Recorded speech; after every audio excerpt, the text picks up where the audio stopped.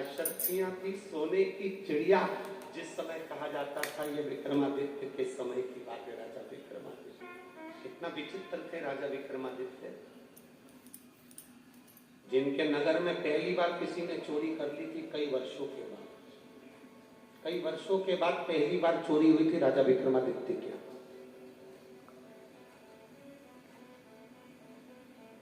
राजा विक्रमादित्य के घर पर चोरी नहीं हुई थी, राजमहल में चोरी नहीं हुई थी।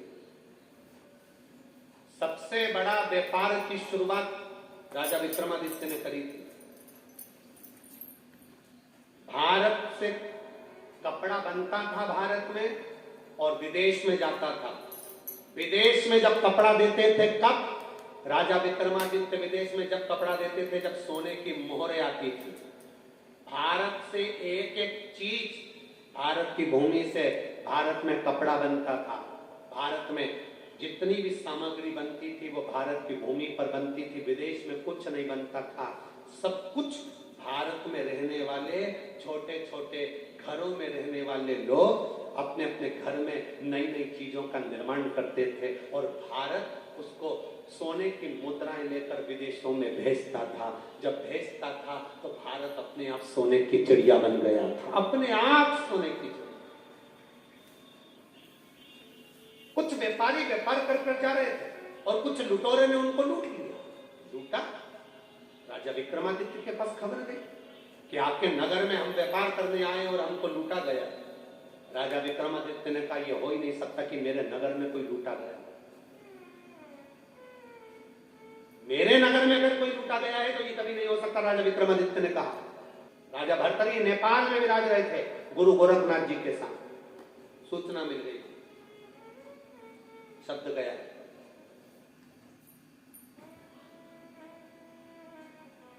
राजा भर्तरी ने कहा जिसने वापिस सनातन धर्म की स्थापना कर दी उसके नगर में चोरी होना सरल नहीं है।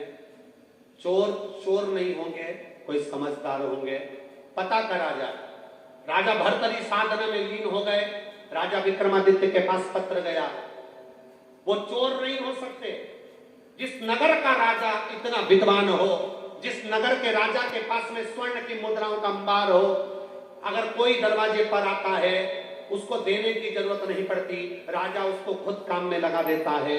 काम में लगाता है तो वो इतना सोना खुद कमा लेता है। कपड़ा बनाता है खुद सोना कमाता है, सामान बनाता है खुद सोना कमाता है, किसी को चोरी करने की जरूरत नहीं पड़ती। तो फिर आखिर विक्रमादित्य के क्षेत्र में, नगर में चोरी हुई है तो राजा भर्तरी ने अपना पत्र लिखकर भेजा कि ये नगर में चोर नहीं, कोई समझदार आया है। राजा विक्रमादित्य को उनसे साझा करना चाहिए, मिलना चाहिए। आखिर ये सब कौन है, पता करो।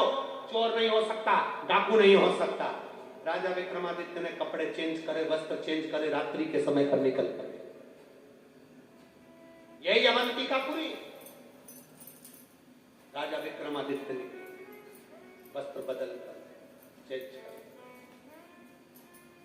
आगे चलते चलते जहां पर वो चोर चोरी करने के लिए बैठे थे, तुक्तान लगाकर वहीं पर पहुंच गए। राजा विक्रमादित्य चोरी के उन चोरों के पास जाकर बोले, भैया तुम क्या कर रहे हो?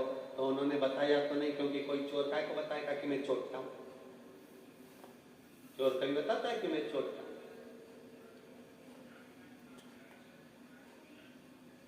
सब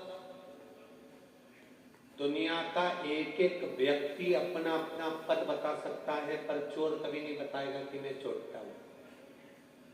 नहीं बताया, चोर नहीं बोला कि मैं चोर। बैठे हुए थे। राजा विक्रमादित्य ने कहा कि मेरे पेट भरने के लिए मेरे पास काम नहीं है, तुम्हारे साथ करना चाहता हूं। अरे तू क्या करेगा चोरी? बस इतना निकला मुख से कि तू क्या करेगा चोरी? विक्रमादित्य ने कहा, राजा विक्रमादित्य बोले जैसा तुम कहोगे वैसा हम करेंगे। हमारे जैसी चतुरता राजा विक्रमादित्य तेरे में नहीं आ सकती। हमारे जैसी चतुरता राजा विक्रमादित्य तेरे में नहीं आ सकती। राजा विक्रमादित्य ने कहा चतुरता कैसी? एक चोर बोला मुझ में वो गुण है मुझ में कि मेरे को जमीन में गड़ा हुआ धन भी मैं समझ लेता हूं और निकाल लेता हूं। दूसरा बोला मुझ में वो गुण है कि पक्षी बोलता है और मैं समझ जाता हूं कि बोल क्या रहा है। तीसरा बोलता है मुझ में वो गुण है कि मैं बता देता हूं कि यहां से किस स्थान पर कौन सी जगह पर कौन बैठा है। इतने में राजा विक्रमादित्य बोले मुझ में भी वो गुण है, 7 ताले में भी अगर सोने के हंडे भरे हुए रखे हों तो मैं किलोमीटर पैर से नाप कर बता सकता हूं कि इतने कदम पर इतना सोना रखा है। मुझ में वो गुण है। चोरों ने सोचा चलो अच्छा चौथा चोटा मिल गया। ऐसा चोर जो बता दे 7 ताले में कि वहां धन रखा इतने कदम पर, इतने क्षण पर, इतनी जगह पर, ऐसे जाना, इस खिड़की से जाना, इस दरवाजे से जाना। अगर ऐसा चोर मिल गया तो अपना तो काम ही हो गया, चोरी में आसानी रहेगी। चोरों ने अपने साथ मिला लिया। आज विक्रमादित्य से चोरों ने कहा पहली चोरी करने जा रहे हो तुम हमारे साथ, बताओ चोरी करने कहां चलना चाहिए। उसने कहा चलो मेरे साथ। राजा विक्रमादित्य ले गए घर की ओर और कह दिया यहाँ से खिड़की में से कूद कर जाना, अंदर दरवाजा खोलना, कुंडी पीछे से लगी है उसको खोलकर 22 कदम आगे जाओगे, वहां पर एक हंडा रखा हुआ उसको निकाल ले।